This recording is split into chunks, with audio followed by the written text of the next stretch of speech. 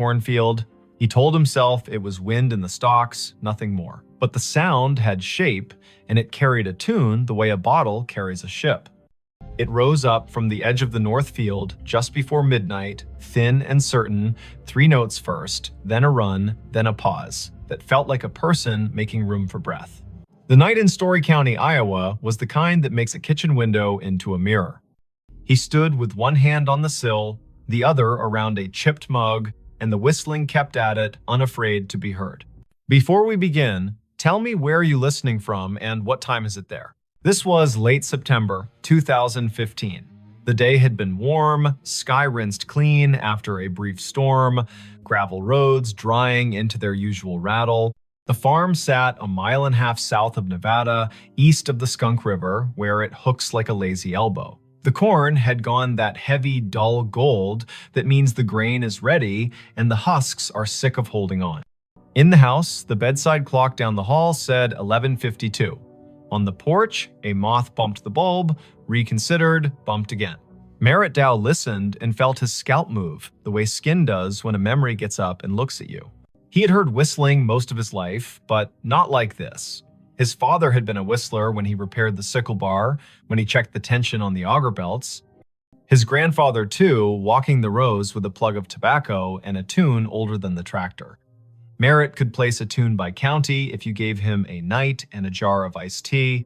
This one, though it didn't belong to any porch or station wagon, it had the small brightness of a fairground and the old soul of a hymn, mixed wrong on purpose and still somehow right.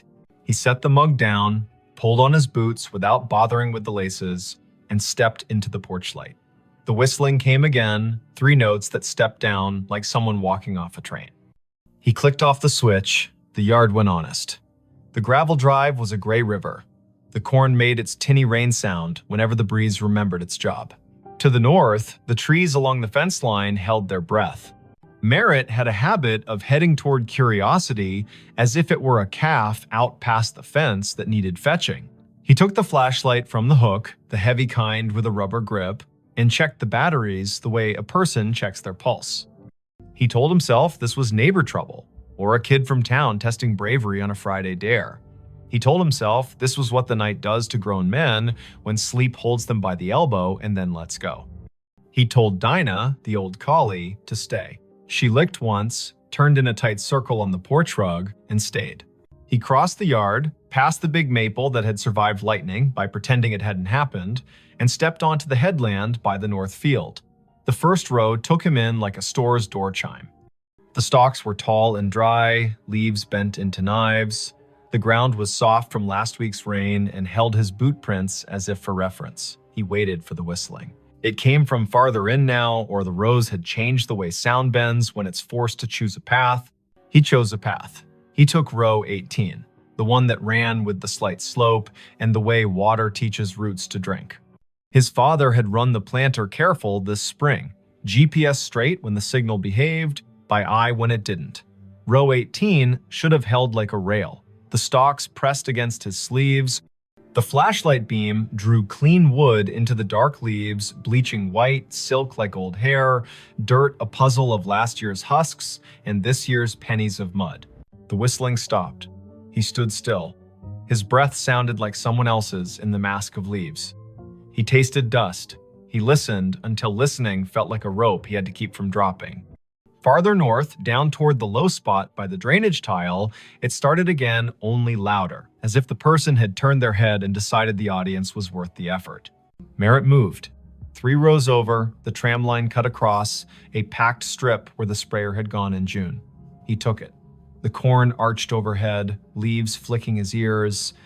Spiders had slung long theories between stalks. He broke them and apologized in his head. He had walked this ground every day for months, and the ground had said yes like a friend. Tonight, it felt like a cousin, a person who loves you without being sure what to do with you. He reached the low spot. The field dipped and turned its face toward the tile that ran down to the ditch. The air was cooler here, lined with the smell of black earth that keeps secrets for centuries, because that's what it was paid to do. The whistling had gone softer. A trill rose up like someone trying to make light of an apology. Merritt swept the flashlight sideways.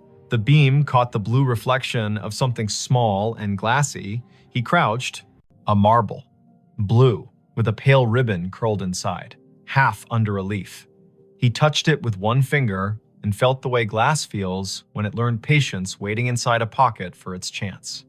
He stood, and the beam hit another, green this time, lodged at the foot of a stalk. He put them both in his shirt pocket without thinking which pocket meant past and which meant present. "Hello," he said. The field appreciated the effort, if the small answering hush meant anything. He wasn't the kind of man who called out names into a place that did not have names to call back. He was the kind of man who waited and then took one more step, the way you do with cattle that have decided the gate is optional. He took one more step. The ground had a memory. His boots sank an inch, then two. He pulled up. The mud let go with a sound like a low laugh. The beam found a scuff in the soil that wasn't his. It had rained the day before, a polite rain that brightened the world and left. Tracks should be fresh. This mark had a sharpness to it he didn't like. He aimed the light again.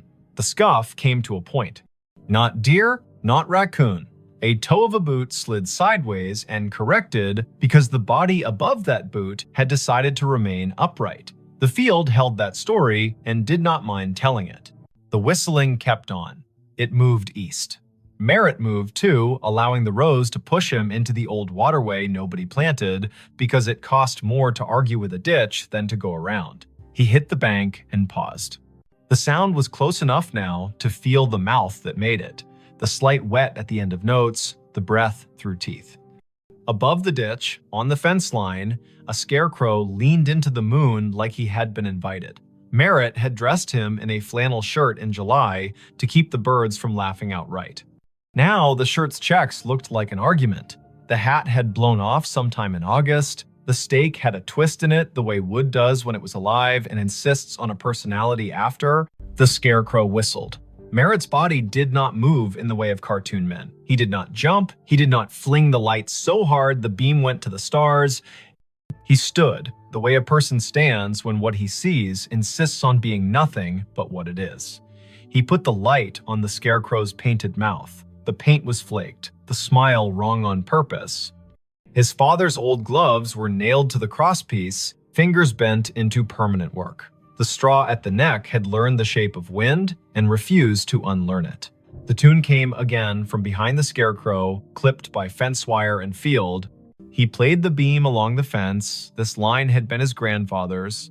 His father had repaired it across 3 winters, one staple at a time, using a hammer that had bent 100 nails and 100 more. Tonight, a single strand lay loose between posts, a neat cut at shin height made by someone who liked clean work. Beyond the fence, the other place. Neighbors in the country are closer than people in town and farther away. The acreage to the east had belonged to the Kesslers once, then to the bank, then to a man who installed irrigation pivots with a speed that made the county whisper. Then it's Saturday. The pivot circle kept a gargoyle symmetry in the daylight and turned to bones at night. The whistling came from inside that circle, not far, an invitation or a dare. Merritt climbed the fence by habit and dropped into the tall, ragged grass beyond. His flashlight skipped over metal. The pivot tower rose where the corn had been cut early for silage. A ladder led up to a catwalk that had not been used since a summer of drought and cheap diesel. The sky put someone else's stars over everything. Under the ladder sat a cooler the color of a toy, lid askew, ice melted into a cold thought. 2 bottles lay on their sides. The labels had lost interest in staying on. He touched one. The glass was warm, warmer than the air deserved. He called out again, a different word this time. "Friend." The whistling answered with the same run of notes. He followed the sound around the base of the pivot. His light found Cobb's nod down to the spindle by raccoons with principle. He found a folding chair with only 3 of its 4 screws willing. He found a playing card gone into the dirt, face down forever. He did not find a person. The corn from the other side rustled, a polite cough. He turned. A taller shadow leaned out from where 2 rows had been pushed apart. The flashlight found denim, boots, the hem of a coat cut square.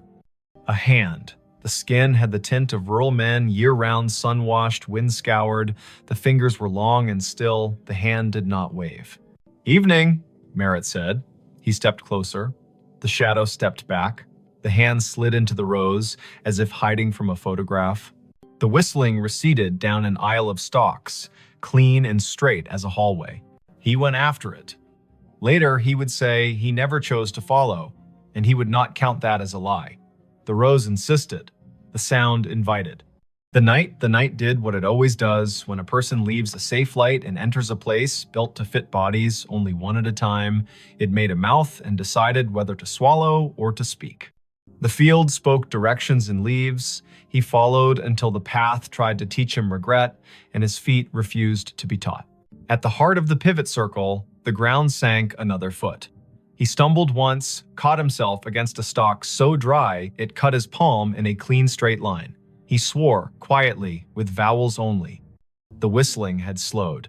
It drew out a single note and hung it in the air as if asking him to name it. He named it Unkind. He turned off the flashlight. Dark held him like water does when you slide under and open your eyes. The field went black, then not. The sky had its thin light, the stars arranged their patient omissions. The rows were no longer alleyways, exactly. They were sentences. A breeze moved through and added commas. He stepped forward into a word, then another. The whistling stopped. He waited. He could hear the pivot tower creak, a metal thought adjusting. A truck moved way off on County 18, 3 miles at least. Tires with thick voices, a man's radio too loud in the cab because the night drives its price down for everyone. He waited until the waiting was its own problem. He reached for the flashlight. The beam hit denim again. Close. A shoulder. He yanked the light up and met a face.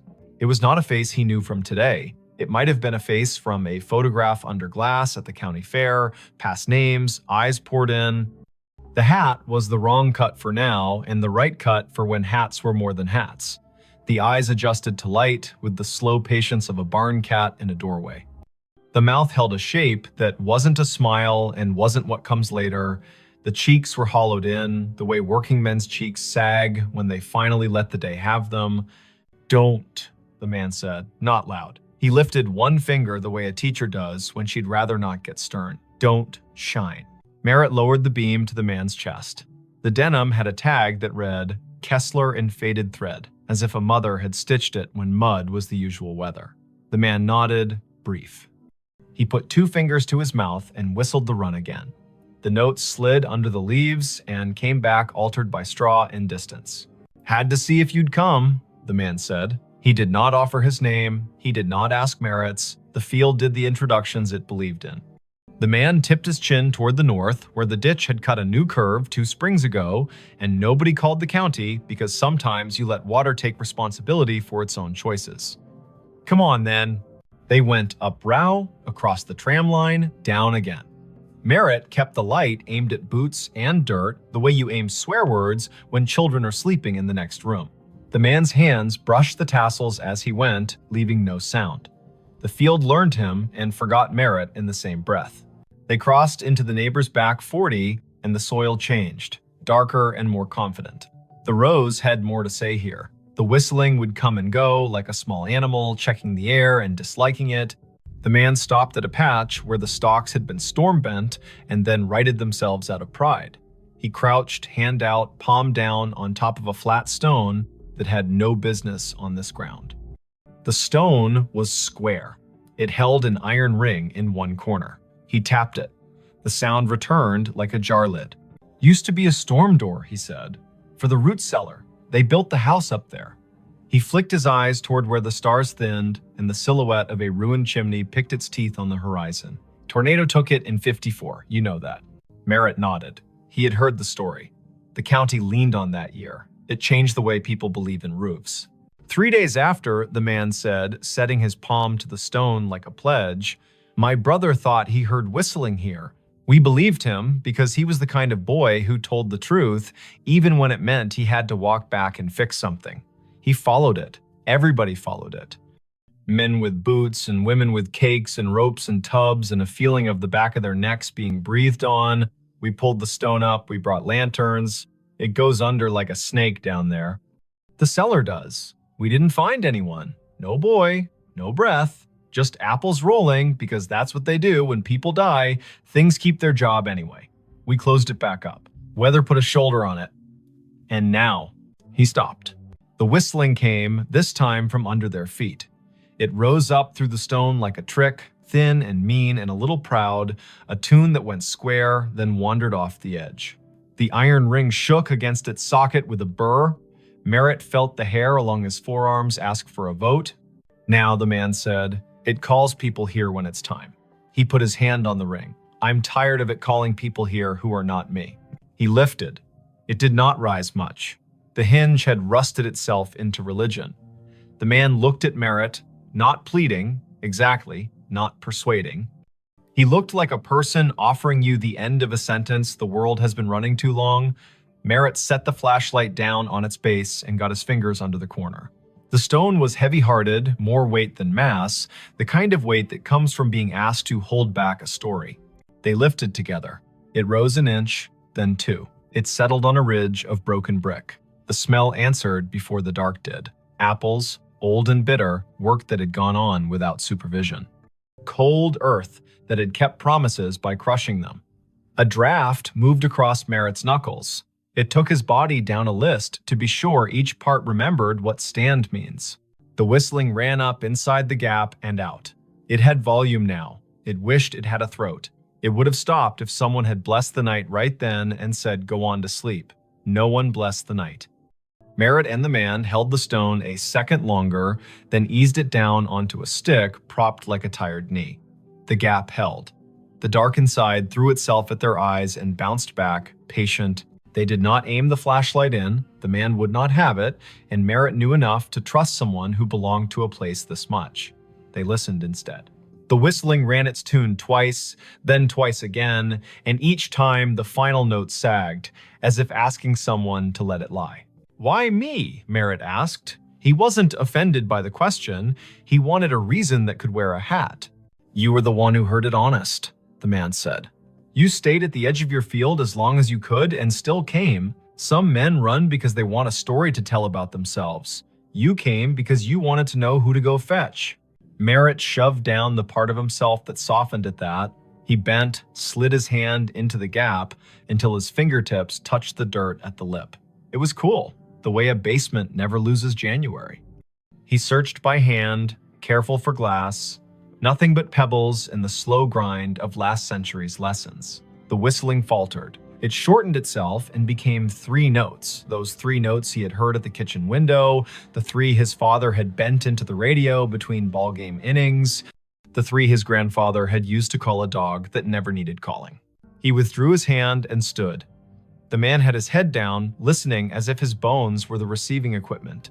He began to hum, not the tune, but a harmony low and uninsistent. The whistling slowed. The cellar air came up wetter than before, fouled for a second by something like breath, and then clean. The whistling stopped. They waited a full minute, then another. Merritt counted, slow, as if a child in a tent had asked him to promise monsters were on vacation. The ground under the stone was a fact again. The man let his harmony stop, the notes settling like a bird on a line, and then choosing not to stay. He knelt and pulled the stick, and the stone met its ledge with a sound like a chest closing. Sometimes, the man said into the calm, it wanted an argument. Sometimes it wanted somebody from back then to say his name and make a promise. It wanted a mother crying on the dirt. It wanted men with rope because rope makes everyone feel helpful. Not tonight. Tonight you came and you didn't carry any of that. You just listened harder than the field wants you to. That's enough. They stood together in the rows until the night got bored with them and went to do what the night does in other places. The pivot sighed and remembered it had bearings, not opinions. The ditch water moved on its way, not fast, not slow, never wrong. A coyote put a sentence into the air and another answered, and both sentences agreed to end where they did. The man tipped the brim of a hat he wasn't wearing and turned back into the corn. His boots made no more sound than a thought that knows its limit. Merritt found his way to his own side of the fence. The cut strand had not healed. Fences need hands. He climbed and dropped into dirt he had paid for with 3.5 decades of rain and frugal Sundays. The scarecrow leaned the same way. His flashlight picked out a nail that had worked proud where a glove met wood. He tapped it back in with the handle, the small sound a hope. On the porch, Dinah lifted her head and thumped her tail twice. He sat on the steps and watched the sky unspool its last thin silk. The clock over the stove in the kitchen read 1:42. A local freight passed through town without asking anyone's opinion. The night had its usual old chair smell. Merritt took the marbles from his pocket and rolled them in his palm. He did not take them in the house. He set them on the porch rail, 2 small moons that decided to belong to weather again. He slept in the chair by the door with the light over the sink left on because he was still old enough to do what his father had done and still young enough to want a reason for it.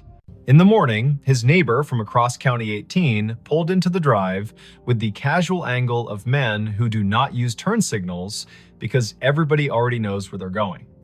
Otho Vale had the kind of face that had learned to tolerate sunlight and other people's plans.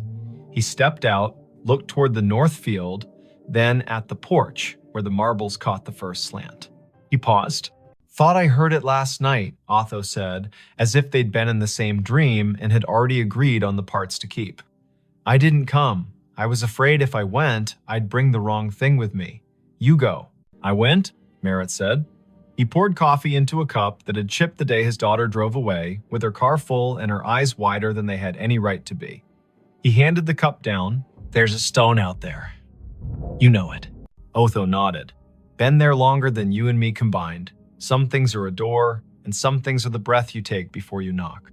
They sat without sitting, Otho leaning on the post, Merritt half on, half off the iron chair that had belonged to his wife's aunt, and squeaked like the first word of gossip. The morning took the night apart and put it away neatly. The field did what fields do after an event. It pretended nothing had happened and invited you to harvest. By 10, the co-op truck rumbled up, the driver wearing the resigned cheer of a man who deals in averages for a living. Merritt walked the headland with him, pointed at moisture readings that lied slightly, agreed to pretend the numbers were written on a blackboard by someone with authority. He did the work. He did it until the work forgave him for wondering what else he might be supposed to do. That evening, he repaired the fence where the strand had been cut. He pulled it tight and stapled it with his grandfather's hammer because you use the tools that know your hands. He hammered in 3 staples and left one in his pocket so the fence would remember there is always one more job and it can't get cocky. He checked the pivot base out of courtesy to the machine. He replaced nothing. He spoke to no one. The sky went red behind weather stacked to the west, Kansas doing its job of sending clouds as if on purpose. For a week, the field behaved. The wind laid down its sheet music neatly. The coupe truck counted out grain like blessings.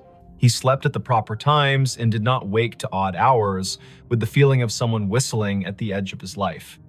The marbles stayed on the porch rail until a grackle knocked one off and it rolled into the peony bed and took up residence there like a kindness. The other slid into the pocket of his jacket and made friends with a nickel and a screw. On the 9th night, just after the 10 o'clock news told its last hurries, he heard the 3 notes again quiet, like acknowledgement, not summons. He walked out to the north edge and stood with his hands in his jacket, listening. The breeze had a bite, the first hard frost would be soon. He unlocked the gate at the lane and left it open for an hour, for no reason at all anyone else would endorse. He closed it again out of habit and walked back slowly, because a person should walk slowly sometimes or the land will feel cheap. He did not go back to the stone unless the sound asked, and it did not. He did, however, leave a small jar on the porch rail next to where the marbles had Saturday. It held nails, the good kind, old, with heads like pennies. Every day when he came home, he put one in his pocket, and every day when he went out after supper, he took one back to the fence line and put it in a coffee can under the scarecrow's torn shirt. Nobody told him to. He liked the weight exchange. He liked that fences need reminding and that the world is not improved by a man who ignores a slack line because his thoughts are more interesting. October reached both hands across the month and pulled. The trucks came and went. The harvest went well enough that he stopped thinking about what could have been if it had rained 4 more afternoons in August. He slept, he woke.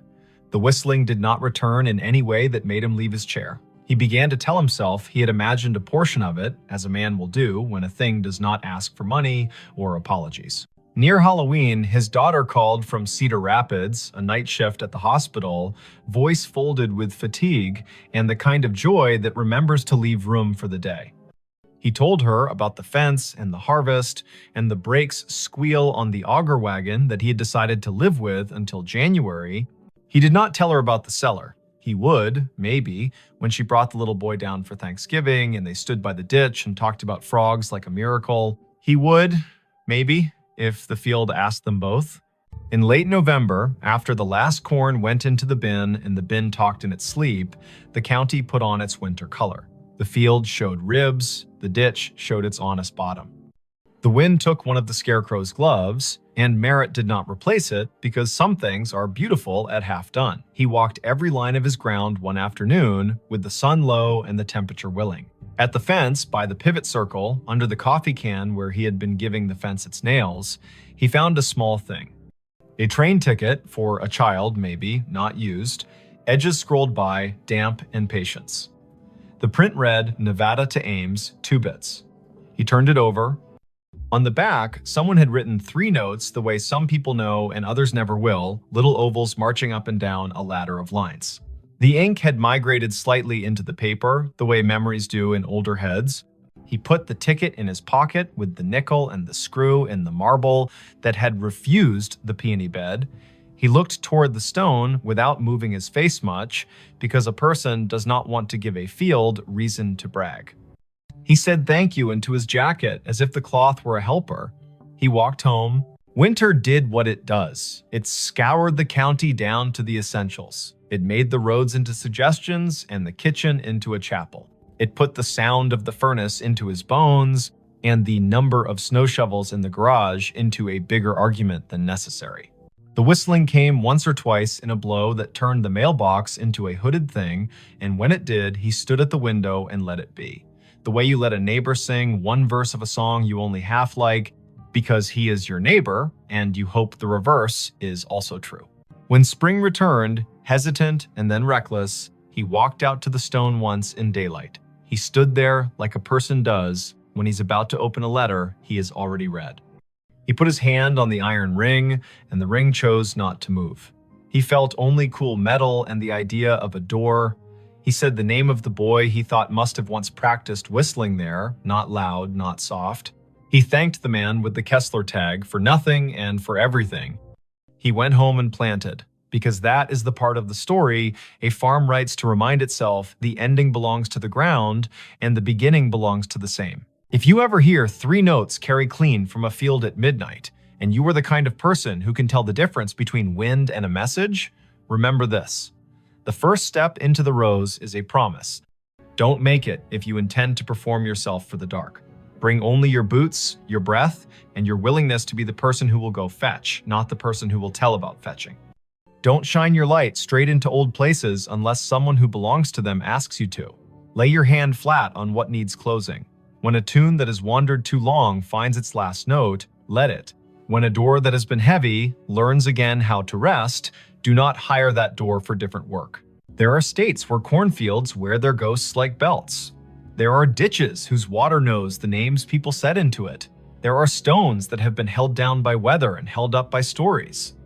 There are men who can whistle and men who cannot, and both kinds do well if they listen. And sometimes, in a county that owes as much to wind as to family, a man with a flashlight and an old dog asleep on the porch will follow a tune into the rose and come back, having left something that doesn't need his hands anymore. When he sits down again, the chair will squeak in the key the field prefers. The kitchen clock will softly argue with the refrigerator about seconds. The night will soften him on its slow wheel. The next day, someone will wave on County 18 without lifting a hand, and the answer will come back exactly right. And somewhere beyond the line where 2 quarters meet under a fence, a stone will find it easier to be a stone because 2 men lifted it once, together, and then set it down the way the land asked. The hotel room that prints receipts at 2:17 amperes. M. The first night, the receipt printer woke her. It coughed once in the dark, warmed its little brass roller, and began to spit out a strip of thermal paper that glowed faintly like a cigarette behind cupped hands. The room clock said 2:17 in pale blue digits. Vesper Klein lay very still in bed 5B at the Scissortail Hotel, a brick-walled midtown remnant on North Boston Avenue in Tulsa, Oklahoma, and listened to the tiny buzz and chirp as the machine printed, paused, and printed again, as if it were resuming a conversation it had been having without her for years. Before we begin, tell me where are you listening from and what time is it there? She had checked in late after a client dinner that went long on promises and light on dessert. The year was 2019, early November. The air outside clean after a narrow band of rain slid through, and the sidewalks shone like varnished stage floors. Vesper was 33, a freelance systems tech who patched networks for small hotels that couldn't afford to be down and couldn't afford to hire someone full-time. She traveled with a canvas tool roll, a spare router, a zippered pouch of adapters that looked like a magician's deck, and a mug with a hairline crack she liked to think of as its signature. The Scissortail was her kind of place. A lobby with a brass bell that had learned restraint, a front desk shelf of paperback mysteries for the taking, a night auditor who watched the door like a friend watches a house while you're out of town. He'd been the one to hand her the keycard and the 2-page Wi-Fi map, Quill Penner, printed on a plastic badge, as if the name might be borrowed for the night. Night auditors aren't chatty by design, but Quill had leaned forward when she asked for the room farthest from the elevator. He'd said 5B is quiet most of the time, then paused, weighing whether to add something. He didn't. He pointed at the coffee station and said, "The cinnamon packets are the good ones." The printer sat on the desk under the window, small and stubborn, the kind of ticket machine you see in diners and old theaters. No USB cable trailed from it, which made Vesper grin in the dark because devices without visible leashes are both a challenge and a dare. The narrow receipt paper advanced in 2-inch bursts. The room smelled faintly of dust and citrus, the ghost of cleaning solution, and something else warm plastic maybe, or the metallic tang of heat on a coil. She slid out of bed, toes finding the rug, shoulders remembering every winter morning she had reached for her hoodie before her thoughts. The window showed a slice of downtown in sodium yellow, a parked truck with a tarp that breathed a little in the wind, a streetlight haloed just enough to be kind. She stood over the printer and watched it work. The top of the fresh strip read guest ledger at the margin, then a line of text that made her blink. Check-in, Harlan Row, rate $14.50, room 5B arrival, the 12th of October, 1958, comments, 2 pillows only. The paper was unbrowned, the font bold. She knew thermal stock fades to beige with sunlight, goes blotchy with time, and curls if you leave it near a vent. This looked new, but the data was from a year you had to say out loud to make it believable. The printer hummed again and produced another line. Check-in, Odetta Meyer. Rate, $12, room 5B. Arrival, the 4th of May, 1957. Comments, traveling with songbooks. She tore the strip and laid it flat on the desk, then pressed a finger to the cool plastic of the printer, as if touch might confess what the eye couldn't. The machine did not shake. It simply waited, polite as a clerk, with more to say. At 2:23, it stopped. A little green light near its only button winked twice like a made-up code. Vesper set the paper on a coaster, lay back down, and stared at the ceiling where the streetlight's slatted glow made a grid like a rehearsal. In 2 minutes, the heater clicked, the mini-fridge answered with its own throat clearing, and her body did the sensible thing it does when a problem cannot be solved and the hour is improper, it slept. Daylight always rationalizes the night. Vesper showered, dressed, and went downstairs with questions arranged in her mouth as if they were items on a parts list. Quill stood behind the desk with a pen balanced across his knuckles like a small seesaw. Room 5B printed receipts at 2:17, she said, like a person reporting a minor plumbing miracle. She slid the strip across, he read it, eyes moving left to right once, then again slower. He did not touch the paper, as if touching would make him complicit in whatever time wanted. He leaned in. You know how old buildings have old anchor points. You hang a new painting, but the wall still remembers the nail. He lowered his voice. That room was a manager's office back when this place was the Francis Motor Lodge. They kept a ledger in there, typed out receipts on a half-width machine bolted to the desk. At close, they printed a roll of check-ins for the night, tore it, and rubber-banded the strip to the hardback ledger. Quill tapped the counter. Once, twice. I've heard the story since I was a kid, but the machine in that room was long gone when the Scissortail bought the building. That, he nodded toward the strip, is a thermal ticket printer from the last decade. We put it in to spit bar tabs during wedding weekends. He smiled without humor. The bar's downstairs. He told her what he knew, which was more than most people get for free before 10 in the morning. 2 nights a month, irregular but stubborn, the printer in 5B came alive at 2:17 and printed names from when the room was an office, and the office took cash, and the cash came with a handshake, and sometimes a song. Housekeeping had tried unplugging it, but the little machine held on to its paper and its green light like a dog holds a ball. Engineering had replaced it with a new unit. The new unit learned the trick too, as if the wire in the wall had a voice. Once, a manager put the printer in another room. It printed in the other room. At 2:17, Vesper asked the question an auditor would ask, "Why 2:17?" Quill lifted a shoulder. Night audit on the old system rolled at 2. The manager, a woman named Adelaine Merritt, he wrote in her diary, he gestured toward the wall where black and white photos of the old Francis hung in frames. The audit took 17 minutes most nights because the room charge calculation was slow. He winked, a habit to soften hard edges. That's what the Haunted History Tour says anyway. My grandmother worked housekeeping here in the 60s. She said Adelaine was the kind of woman who could silence a room by looking at a clock. Quill slid the strip back to Vesper. I don't put much stock in anything that prints on its own. But I don't stay in 5B either. She laughed, but softly. I'm the right kind of superstitious, she said. The kind that believes in loose cables and also in writing down names.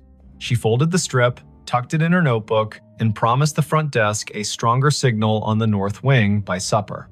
Work made the morning sensible. Vesper crawled into the equipment closet on 5, balanced her laptop on an inverted bucket, and watched packets move in tidy lines across her screen. The Scissortails network roamed like a polite guess slow if you needed it to be fast.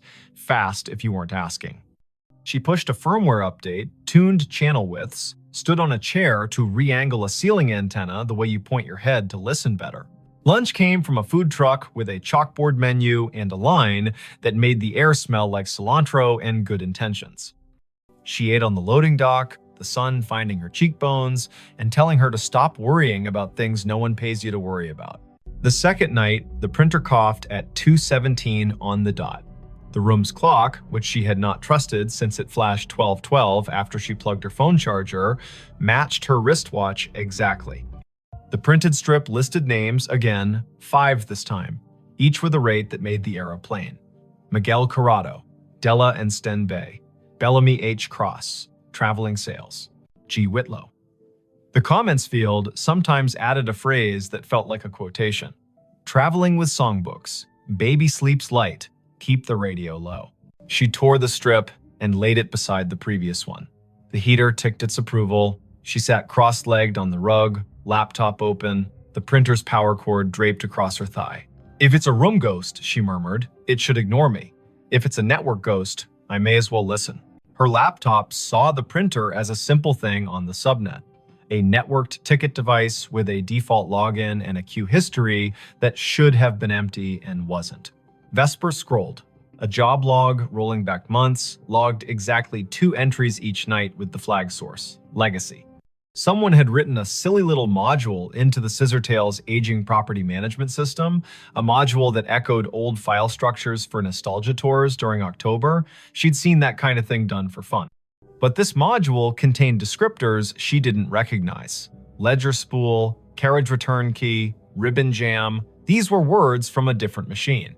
The audit program triggered at 2. The ghost queue called itself at 2:17. She checked where it pointed. The path wasn't a path, it was a device ID that didn't match any modern naming scheme.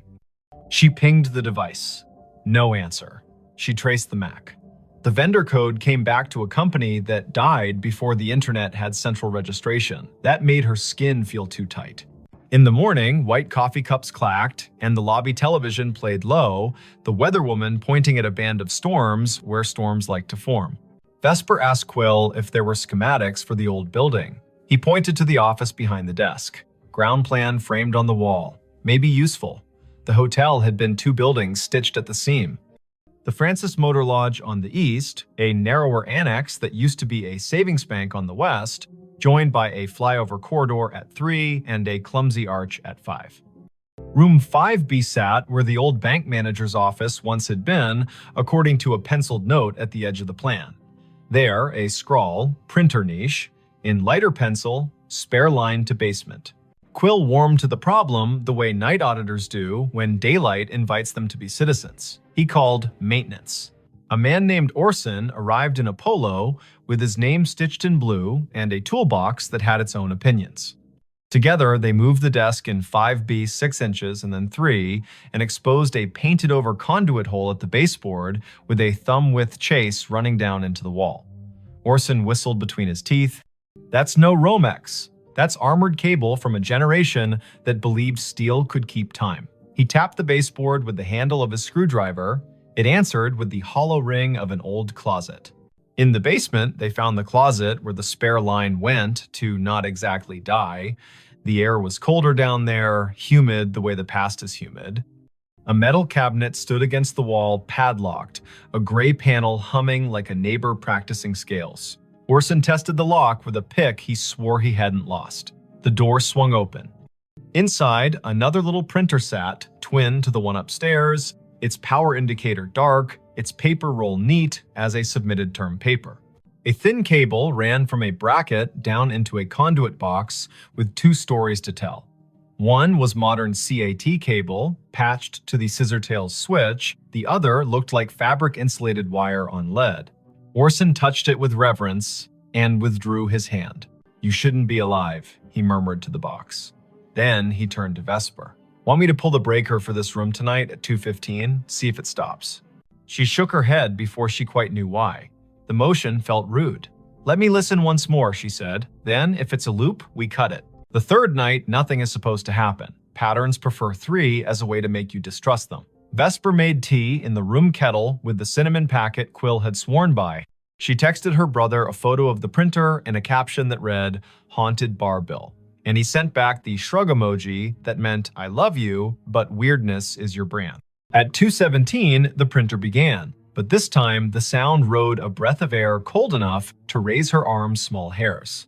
She stood close enough for the paper to curl against her knuckles and read each line as it arrived. Check-in, Adelaine Merritt. Rate, comp, room, 5B. Arrival, the 12th of October, 1958. Comments, night audit. She reached for the strip and her fingers trembled, mildly, like a person handed the microphone at a small funeral. The machine whirred without printing for a count of 6, then resumed, the font just a touch lighter. Check-in, Quince Palmer. Rate, $9.50. Room, 309. Arrival, the 12th of October, 1958. Comments, meeting at dawn. The room held its usual choir, fridge, heater, hallway, ice machine. 2 turns down, but behind it all, she heard a soft clicking. Not printer, not clock. Keys. The slow press and release of typewriter keys. Somewhere not in the room and not far enough away. She froze, because freezing is a way of letting more senses work. Her body made itself a listening instrument. The keys whispered. Again, 3 strokes. Pause. 2. The printer spit a final line. End of ledger. Prepared by A. Merritt. Time, 2:17 amperes, M. Vesper did what the body asks. She sat on the bed with the strip in her lap and waited for her breath to level. It did. The heater ticked, the fridge purred, the typewriter stopped pretending, the sound folded itself up and slid under the door. She slept because being a person who works with systems means you've learned to stack your fear on a shelf when there's nothing urgent to do with it. Morning turned the printer into a device again. She took the strip down to the desk. Quill stared at the word comp and the name he had heard his grandmother say on summer porches when the heat wanted out of the day. He asked to borrow the strip to show his manager, a woman with the fast walk gait of someone who plans 2 days all the time. The manager's name was Letha Croft, and she looked at the strip like a problem that could be solved with a memo. She was polite and firm. "We have tours on Fridays for the people who want goosebumps," she said. "We prefer to keep the goosebumps from rewriting our Google reviews." Vesper smiled, a tight little smile that said, "I won't post, I don't do that work, I just want to know what the wire knows." Letha sighed. The Scissor Tale was a college internship that never ended for her. The building was her thesis. She pointed at the framed photo behind the desk. Adelaine Merritt, hair pinned like a decision, stood at a wooden desk the size of a Buick, hand on a ledger book, face turned to a camera that had learned to respect her. The caption read, "Francis Motor Lodge, C1959, Night Manager." Letha lowered her voice. Family lore says Adelaine died at her desk in 2003 after the building had been empty 6 years because she refused to move a box when the bank wanted it. The family had the key to the back door from the old days. She snuck in sometimes to straighten things that did not require her. A neighbor saw her light. By the time anyone checked, the coffee had gone cold and she'd written the date on a yellow legal pad with a line under it, like an anchor. I don't know if the story is true. I do know names have a way of using rooms until you say them out loud, and then they rest.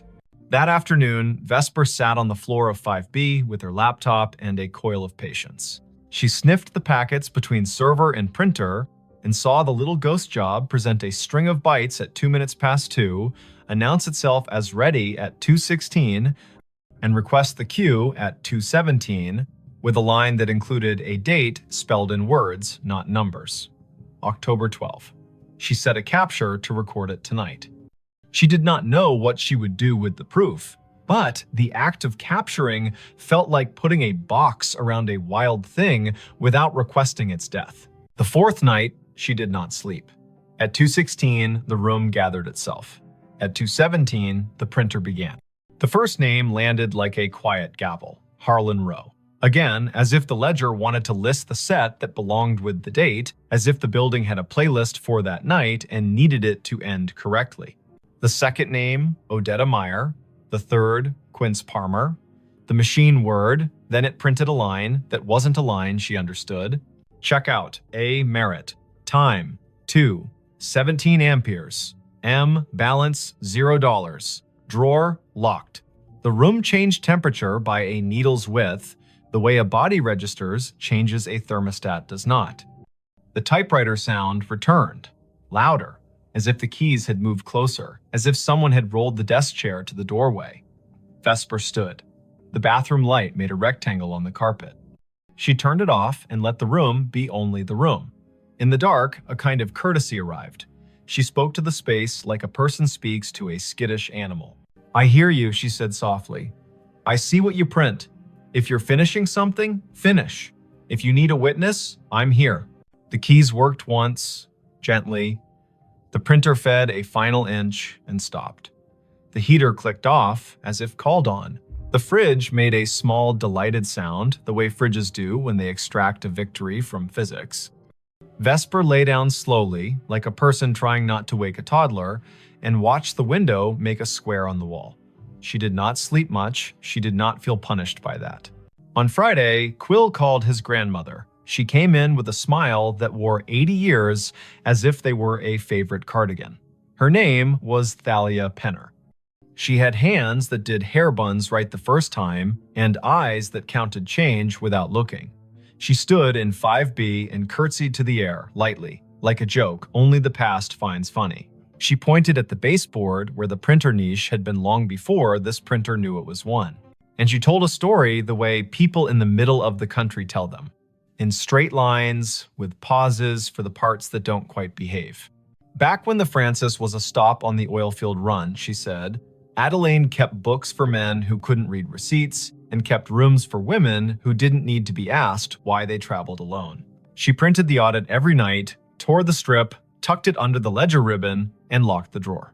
Her niece said she was proud of how long she could do the math in her headroom tax, city tax, discount for the flood man whose boots never dried. When the hotel closed in 1997, Adelaine kept a key. In 2003, she came in one last time to make the numbers even. She wrote the date, she drew a line. She put her hand to her chest like she was looking for a pen and fell as neat as folding a shirt. The firemen took 10 minutes to arrive.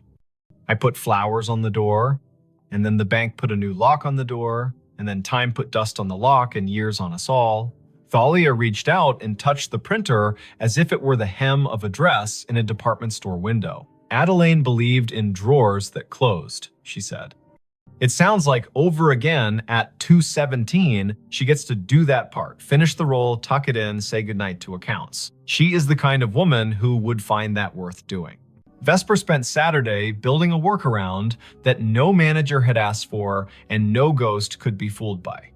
She pre-programmed a rule in the printer's network profile. At 2:16, the device would capture its own print job to a text buffer and email it to a special address she made for the Scissortail historian. Proof for people, paper for the room. At 2:15, she and Orson stood in the basement closet like two burglars having second thoughts.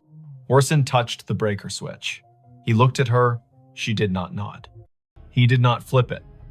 Upstairs in 5B, the printer coughed, purred, and worked.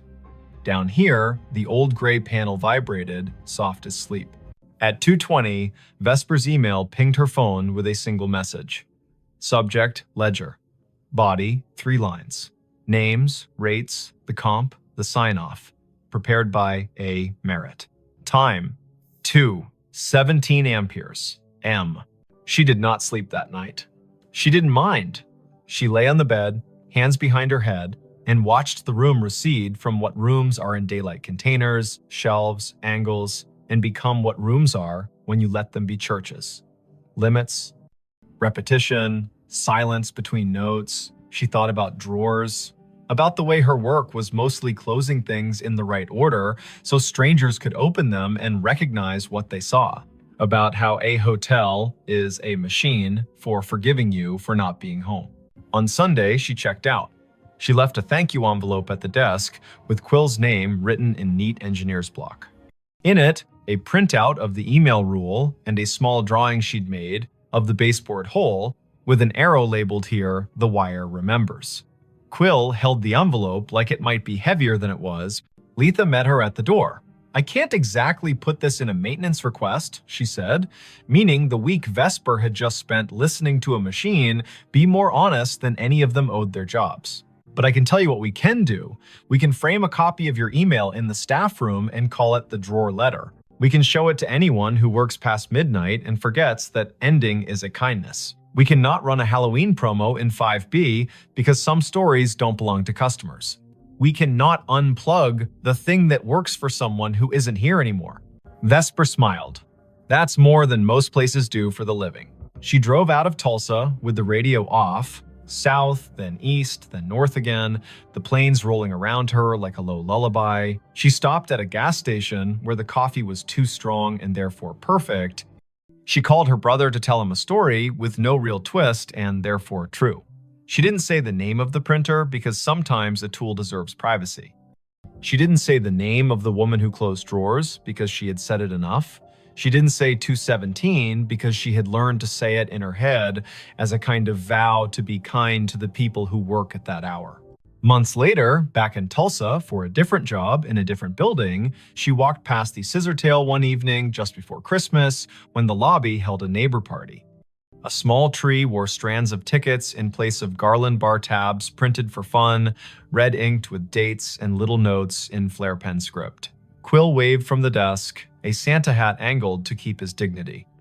Letha stood by the fireplace talking to a city inspector whose expression said he had learned to sleep at last. On the stair, a woman in her 50s, adjusting an ugly sweater, looked at Vesper in that way strangers sometimes look at one another, as if they had agreed to be in the same hallway before they were born. Vesper stopped in for a minute. She drank cider from a paper cup. She left before anyone could ask for a funny story with a good ending. She slept at a chain hotel by the interstate where the printer in the lobby spat bills for bottled water and where midnight meant nothing in particular. At 2:17, she woke and smiled at the ceiling, not because any machine had called to her, but because she had trained her body to stand witness for a time that belongs to other people. She poured water into a glass and listened to the small sound it made when it met the bottom, hollow turning to full. She said the name she had been given as if returning a borrowed book. She slept again. If you ever find yourself in a hotel room and a device on the desk prints at a time that sounds like a secret, do what Vesper did. Don't yank the cord. Don't film it for the internet like proof is a currency and this is your chance to spend. Sit up, put your feet on the rug, read the names if names arrive. If you can, make a rule that gives the living something to hold a copy, a note, an email to a person whose job is to remember. Then let the room have its paper. Let the drawer close. Say thank you to the time that isn't yours. The night staff everywhere will feel it like a hand they don't have to see. And if you must know, it goes like this. The little green light winks, the paper unfurls. The names Harlan, Odetta, Quince, Adeline roll by, small and austere and whole. The room changes by a breath, the heater stands down, the fridge on duty hums, the typewriter in the wall or the idea of a typewriter slides one last carriage to the right and returns. The drawer locks. The ledger for that one night balances again. You will not have been asked to fix anything. You will not have been asked to believe. You will have been asked to witness. A job that counts. When dawn smears light along the window, when the city yawns and rolls, when the night auditor hands the keys back to daytime and goes home to sleep in a room with a plant that knows their voice, you will have been part of the smooth that makes this complicated world possible. Somewhere, a printer coughs once more, polite as always, and waits another 24 hours to do what it knows on the dot without apology. If, later, someone asks why a small hotel on North Boston Avenue keeps a finicky old ticket machine in a room that could rent for $2 more without it, you can say this. Not every device has to justify itself in money. Sometimes a machine is a ritual. Sometimes a ritual is a receipt that proves someone was here and did their work and went to sleep. And sometimes, at 2:17 in the morning, a woman who once locked a drawer she loved gets to do it again, which is as reasonable a reason as any you'll hear for anything that persists in this country, shaped by roads, rooms, ledgers, and the soft insistence of people who finish what they start. The call came in on a Tuesday at 4:32 in the afternoon, late October. The sun already sliding behind the Blue Ridge, so the hollows of Shenandoah darkened early. Ranger Aislinn Keats was parked at mile marker 47 of Skyline Drive, just north of the Rapidan turnoff, a paper cup of station coffee cooling in the cup holder, and her radio tuned to the quiet channel they used for backcountry check-ins. The speaker breathed. Static arranged itself into a voice that did not sound like any of her crew. Before we begin, tell me, where are you listening from, and what time is it there? Aislinn turned the volume wheel a notch. Out the windshield, the ridge was drawn in crosshatch, oaks and hickories going copper, the sky a pale thing you could scratch with your nail. The voice came again, precise, as if it were reading off a card. Fox Hollow base to any unit on the east slope, child missing, male, age 8, name Harlan Whitcomb, last seen near the Old Stone Spring House above Corbin Run, weather degenerating, Hurricane Hazel expected to push in, winds rising, request all available, time is 16:30, October 14, 1954. The radio clicked off into snow. Then, faintly, the same message, identical down to the breath before the name. Aislinn stared at the handset. Their base was called Piney River Dispatch. Their tower names were Pinnacles and Hazeltop and Big Meadows. No one in the park had used Fox Hollow for decades. Her training cracked its knuckles. She keyed the mic. Piney River to unknown unit. Say again. Who is calling Fox Hollow base? Silence laid itself over the car like a thin blanket. Beyond the glass, a crow moved from one bare snag to another as if demonstrating a diagram. The wind was a steady push from the southeast. Hazel. The word gave the hairs on Aislinn's arms ideas. She stepped out and let the door swing shut. The air had that warm edge you get before a storm that started somewhere else. Leaves chased each other along the asphalt, then lay down. In the trunk lay her day pack, a spare radio, and a copy of a paper map creased along the places everyone folds them. She slung the pack, checked battery levels, turned the spare to scan. The main radio kept its sulk. The spare found chatter from Big Meadows about a flat tire near Lewis Mountain, then returned to quiet. The old voice did not return.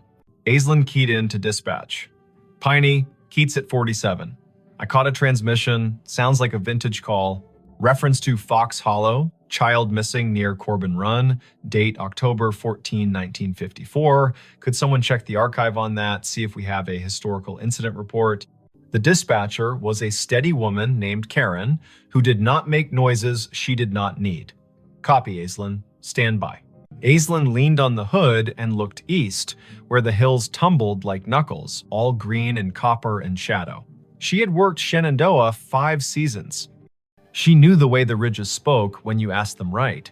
She also knew radios lie sometimes, bouncing off ducts of temperature and skipping across layers of ionized air like stones.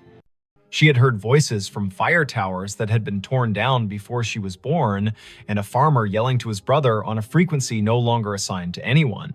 She had never heard a date pinned to a hurricane whose name lived in the county's memory like a scar. Karen came back. We have a typewritten Keats, Incident 1954-H, filed at Piney River. Hurricane Hazel, multiple rock slides, a missing person in the Corbin area, that name you gave. It is a cold file. It does not say recovered. I repeat, not recovered. No remains located. Not closed. Aislinn pressed the radio to her shoulder until the plastic complained. Copy. Can you send scans to my phone? I'm heading down to the Corbin Run access. If anyone else is close enough to meet, let them know. There was a pause, a little breath that was not static. Karen's voice softened a shade, the way people do when the past finds a way to ask for your time. Sending now. Watch your footing, the trails are a mess of marbles with the leaves down. Want Dupre from Hazeltop on, stand by. Affirmative. Aislinn slung the pack across her back and looked once more at the ridgeline. A truck from Fleet rumbled past, the driver lifting 2 fingers off the wheel in that rural benediction. Clouds had started as a rumor and were now themselves. The Corbin Run access was a gravel pull-off hidden beneath tulip poplars that had learned to whisper. Aislinn eased the truck in sideways and cut the engine. She took the trail with her boots, making small promises to each rock. The stream voiced itself down the hollow knit of last week's rain and this afternoon's melt of a single stubborn snowpatch in a shadow under a ledge. The map told the story of the lower springhouse, a square of stones where water had been convinced to behave. Above it, a ledge with a scatter of quartz chips, the leftovers of older hands doing older work. Aislinn kept an ear on her radio and the other on the creek. She caught the place where trail forgets itself and becomes deer. She found the old springhouse, its stones asking to be counted. She touched the edge of the low wall with the kind of gentleness reserved for quilts and engines. She did not say the boy's name. The afternoon pulled its shoulders in. The radio breathed again. Same cadence, same careful voice. Fox Hollow base to any unit on the east slope. Child missing. Harlan Whitcomb. Last seen near Stone Spring House above Corbin Run. Weather degenerating. Request all available. Time is 16:30. October 14, 1954. Aislinn shivered in the warm air. Her eyes went to the spring house and its square of shadow. She moved the beam of her headlamp across the stones, not because she expected to see anything, but because light can sometimes rewrite a sentence the land is trying to say. The beam found a length of rust, half buried in the moss, along the back of the foundation, thin as a butter knife, with a clip and a circle at one end. She crouched. A whistle. Army surplus, by the look of it. She teased it free, the moss unwilling to let it go. The metal had pitted and softened into a river-colored thing. She wiped it once against her sleeve, then regretted the act. Her radio clicked and made a sound she had not heard in years. A squelch from another era. Karen came back on. Keats. Dupre is on the way from Hazeltop Tower, 20 minutes if the drive is kind. Archives show the boy was last seen by his father near the spring house, yes. The father left him to fetch his jacket from the car. Weather shifted, heavy gust pushed through, child gone when he returned. Tracks lost near the ledge above the run. 2 days of cruise, then Hazel brought the flood and they stood them down. The file has letters from the mother, 2 years after, asking if anyone found anything she could hold. Answer stamped no. Aislinn looked at the whistle in her hand, then at the spring that fed the run. The water wore a sheen of leaves thin enough to count. She keyed the mic. Found a whistle near the spring house. Will bag it. Doubt it has any forensic value after 6 decades, but a photograph might matter to someone. As she spoke, a figure eased out of the trees upstream. A man in the brown and green of a ranger uniform, but the cut of it was wrong in a way you can feel even if you do not have the words. The shirt had pockets like ideas, the hat sat stiff as a rule book, he carried a strap radio that looked like a lunch pail with an antenna. He exhaled, then stopped when he saw her. "Ma'am," he said. There was a formality in the syllables, like church on a day that hurt. "We're sweeping the east slope." The boy's father said he was right here. He pointed at the stones, as if pointing could anchor the earth. Aislinn stood very still. The man's face had the smoothness of someone who had not yet had reason to learn what whiskey was for. His name tag said M. Elwood. His shoulder patch bore an American shield with a tree she did not recognize. He glanced down at her radio and then at the whistle in her hand. "You with us?" he asked. "You with Fox Hollow?" Aislinn's throat did the dry swallow of a person whose mind is faster than her words. "Yes," she said. Because yes was easier than telling a man with a lunch pail radio about the word digital. "I heard your call." "Where are your lines?" "At the ridge," he said, puzzled by the question. "We got men cutting sign along the deer trails. We got women at base keeping track of names. The disaster man out of Charlottesville told us Hazel will give us until dawn and then gone." He looked past her to the ledge, his jaw a small square against the warm air. "Mother is at the church in Syria, not the far one, the one with the bell rope that sticks. She keeps asking if he had a jacket. She wants the question to be a fact." A gust moved through the trees on some business of its own. Aislinn felt the air change around the bones of the rocks. The man looked at her again, and the little muscle at the corner of his mouth twitched. "Your radio," he said. "You get this out to anyone else." "Yes." "We have a tower at Hazeltop. They know. Someone is coming." "Good," he said softly. Then he put 2 fingers to his brow, an old salute done halfway because distance is difficult to respect when the ground is asking for more of you. He stepped past her, boots exact on the damp leaves, and moved toward the ledge, listening with his face. He put a hand out as if to feel a draft. His outline lightened as if the warm air had decided he belonged to it. The forest made the sound of a coat hem brushed along a pew. He was gone. Aislinn stood, her hands empty now that the whistle had weight inside a bag. She did not call after him because naming a thing makes it pick a room and leave all the others. She climbed the slope above the spring house, careful, testing each foot. The ground showed her where it had let go before. The soil had slumped sometime between 1954 and now a scar that trees had tried to stitch. She scoped along the edge and thought about the father leaving for a jacket, a boy with a whistle and a spring that talks even when wind tells it not to. Dupre's SUV nosed into the pull-off as the last of the light left, and the storm made its speech. Jericho Dupre had shoulders like a doorframe and a way of stepping onto ground as if asking permission. He carried 2 headlamps and a calm that turned wind into a task rather than a threat. "You heard it too," he said, by way of greeting. "I did, twice. Then it came again down at the spring house. I found this." She held up the bag. The whistle swung on its string, dull as an old firmament. He took the bag and looked as if it could tell him how to think. He listened. The wind pushed down the hollow. The radio hissed, then thought better of it. He nodded at the ledge. "If it were mine to write," he said, "I would say, slip." The file says gusty before Hazel. A child with a small sense of infinity walks the line twice to see if the sound changes along the water. It does. He steps where the deer stepped, and the hill remembers it owes the river a favor. Aislinn told him about the ranger with the lunch pail radio. Jericho had been in the park long enough to have a story for everything and to respect none of them fully. Fox Hollow was an unofficial name for the old maintenance yard near Syria in the 50s. He said, the way a person does when they are agreeing with the possibility of a ghost to be polite. There is a cinder pad there with the marks of 4 posts, like a tower. The radios would have been handsets the size of a Bible that could make clouds sound like news. People back then wrote reports thick with nouns. They did not trust adjectives unless a man had bled. He held the bag with the whistle for an extra breath. He set it in his crew pocket. They searched until rain made the ground decide to be a different kind of ground. In light from their headlamps, the trees stood at attention, counseling caution. They ran a short line grid above the ledge, more to be able to say they had used the dark well than because they expected the earth to give up a long-ago truth for free.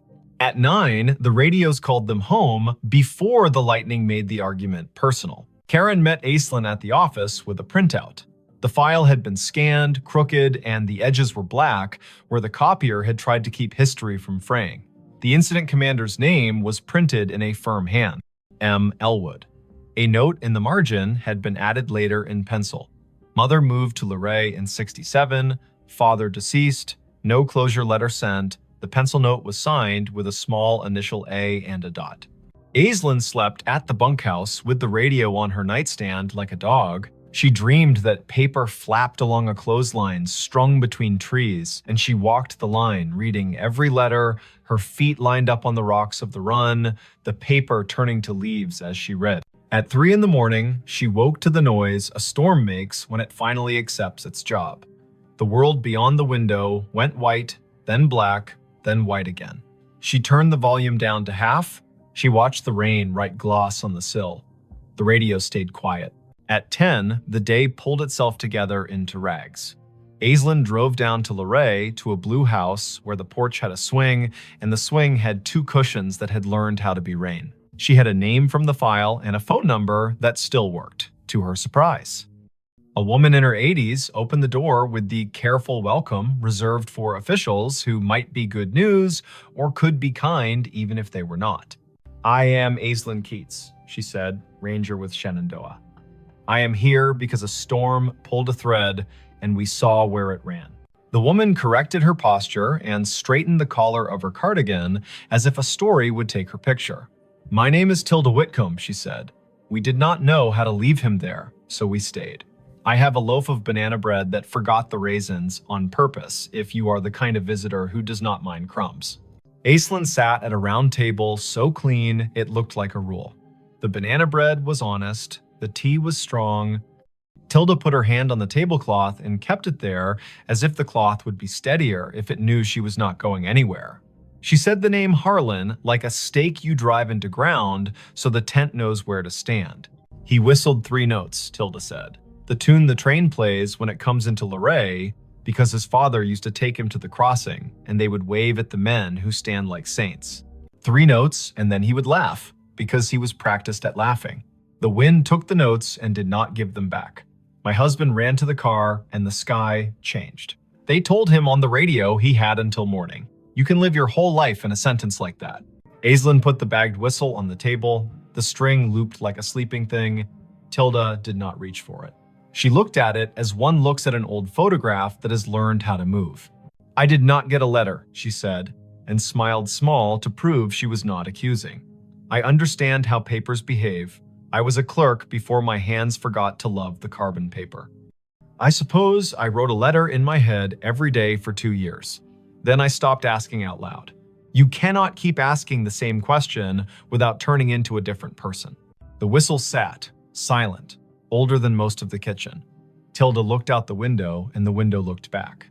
A red cardinal landed on the feeder and told everyone, rudely, that it had arrived.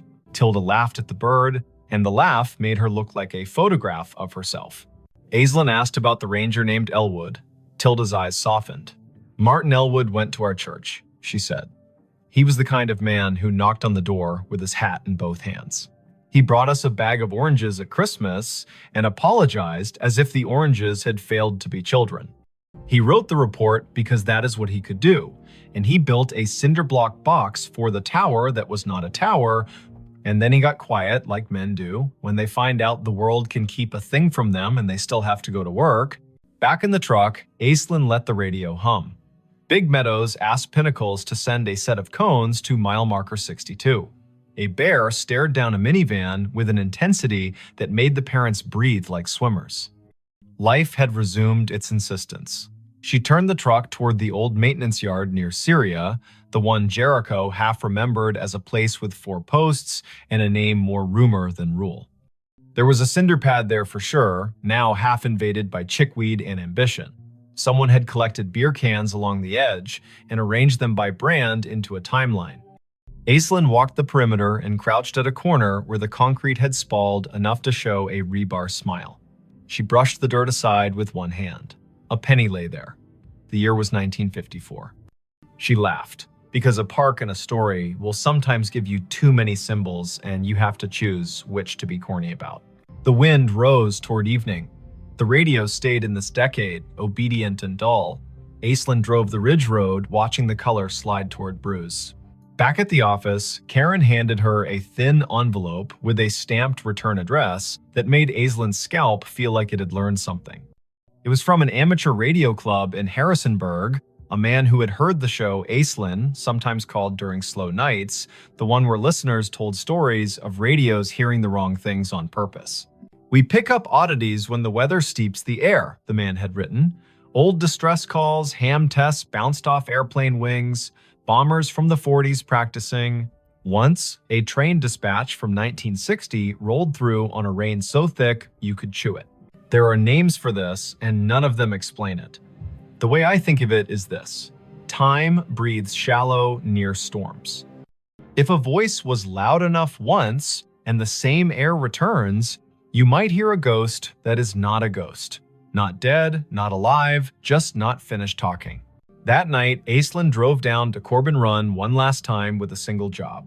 She stood by the spring house and held the whistle. She did not put it to her lips because it belonged to a mouth that had done its work. She set it on the stone in the square of water smell and said a sentence Tilda had given her permission to say. "Harlan, your mother sits with a red bird and forgives the form and the weather.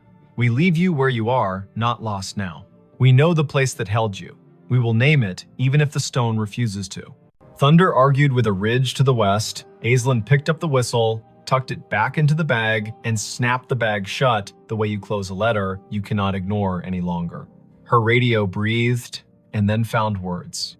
"Fox Hollow Base to any unit on the east slope. Search secured. Weather has moved us. We will resume when it lets us. Families headed to shelter. If anyone finds a whistle, mark the spot. End of report, October 14, 1954. Aislinn lifted the handset to her mouth and did not speak. The silence she chose felt like respect, not fear. She held the radio until the voice faded into the music of rain. Then she climbed the hill back to the truck. The park wrote its own ending. Winter stripped the ridge to bones. Spring came with its first honest green.